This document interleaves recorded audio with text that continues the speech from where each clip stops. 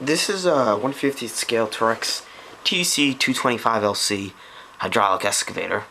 It's made by NZG, and it's in 150th scale, like I said.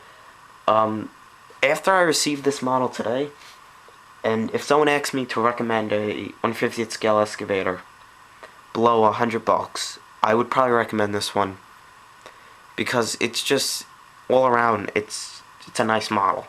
For one thing, it has a longer boom and a nicer bucket, in my opinion. Well, the boom is a fact, than other excavator models. And all the functions on it is pretty much of a real machine. The bucket goes back nice and far. It also comes in nice and far. A stick comes in nice and close to the cab, comes out all the way. Now, the digging depth on this is what I probably like about this most. The depth is extremely deep.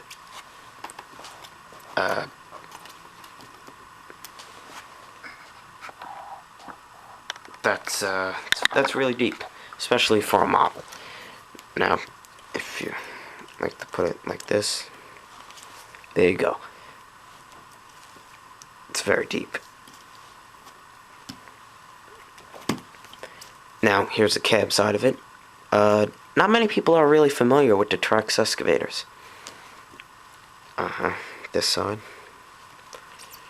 I, for one thing, like the colors. The gray cab is alright. It wouldn't be my first choice, but I'll stick with what it comes with. The back. And then over here again. But now we'll go into depth. Now, here's the body. The undercarriage comes with the rubber bands on it for the tracks, just to basically keep the tracks intact when it's shipping and when you take it out of the box. Now, they do give you a few replacement links, probably because, just in case they do break, which they do look a little fragile, I'm not gonna lie, but just in case they do break, they don't get 100 million emails from people requesting tracks. Now, they don't give you the whole track that I think it's like 3 or 4 links they give you. Now, they do roll pretty smoothly, and they do have tensioners. Now, this really isn't a model that I would, if anyone plays with their models, I really wouldn't play with this one.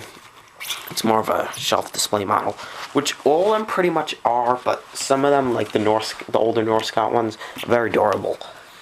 But anyway, here is the cab side. You can see the cab here. The inside, the controls are pretty much like any other model.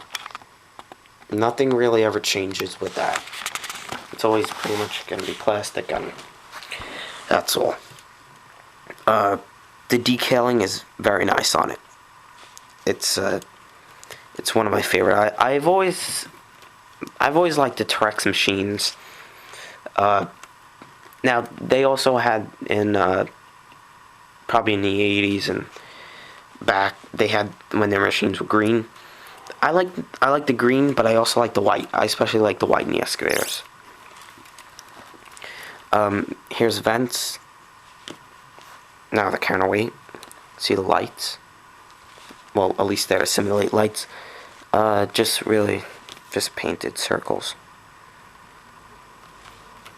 And the line. The line right there would be where the counterweight starts. And then those are pretty much just the covers. The steps are right there. Now, I like about this is how they did that with the steps. They don't show the outline of the steps. They kind of have a cover over them, and then they're enclosed in there.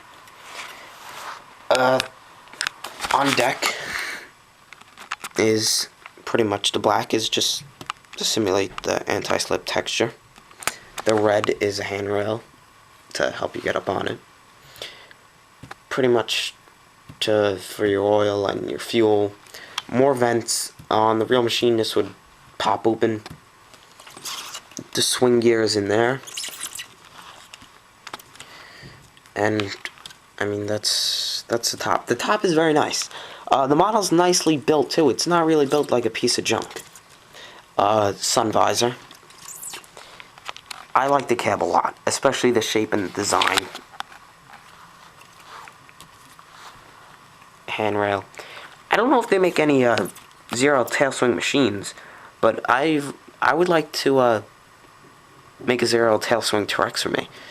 I really like the colors on them and the graphics a lot. Here's where the boom sets into the superstructure.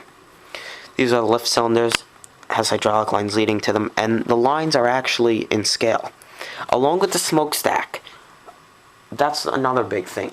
A lot of time these manufacturers will put these stacks, the exhaust pipes, they'll be huge. Realistically, they're no more than, on the real machine, a foot in diameter, except on a very large machine. If the stack is more than a foot in diameter, that machine is huge. But it looks to be in scale. A lot of these newer models, manufacturers, and along with the newer models that these old manufacturers are making, they're really making them look very real. Anyway, onto the boom. You can see the lines run up to here. These are casted in the boom, and they're painted silver. I guess you could see them. These two run into the cylinder. Now, the only bad thing about this, or maybe, nope, my fault, the lines I would run over here, run alongside. And if you look here, the pins are almost not even visible, except for this pin right here. The cylinders can support a load. Now for the stick. It would have been very nice to see a long stick on here. This almost has a sewer configuration boom. If anyone's familiar with the co-ring excavators, those excavators are sewer machines. They were built for depth. Those excavators, currently in the world, they're not being produced, but even still to today, they have the deepest digging depth, if you have the sewer boom on them, and the stick. But like I said, it would have been really nice to see a long stick on this, but there's not, so whatever. But these lines are pretty much like wires. You can move them in any position and they will stay. But I have them up. The lines that would be solid on the real machine are casted in, so they can't break their metal. And the flexible hydraulic lines are, of course, flexible on the model as well. Now for the bucket, I guess they tried to simulate a quick coupler. I really don't know. But it looks like they tried to. And in my opinion, they succeeded.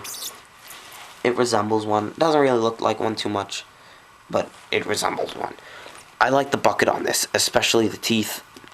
It looks like it would be digging on a highway job in another country outside the USA. Digging kind of like material, in my opinion, like rock and shale and limestone, that type of stuff. And like I said, the teeth, the bottom side of the bucket has some guarding on it. And the shape of it, I like the shape of this bucket a lot. Now, the Terex excavators aren't really seen much in the US. The only Terex excavator that I've seen that I can remember would be at the Linden GM plant, and it was owned by Testa Corp. I forget which one it was, but I think it was in TC400 series. It was a very large machine. It was probably about the size of a 365. No, not a 365, a 345 CAD. 450 John Deere Hitachi PC400 Komatsu. It was probably within that range. Now, here's the underside of this model. This is an NZG model. The tracks are very skinny on this model, and the undercarriage isn't too wide. Now, I personally always like a wide undercarriage, especially because right after I get this back on, I'm going to show you something. But if you do stretch wait, maybe it's because it just, if you stretch the boom out and the bucket out to maximum length, it will just hold it up. I mean, literally, if you gently hit that, it will come off the ground. But if you're gonna do stop motion and you're gonna stretch it out all the way, it's not gonna hold it.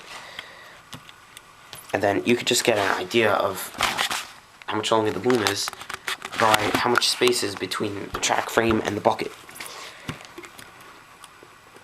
But I mean, this model has a lot of movement that a real machine has.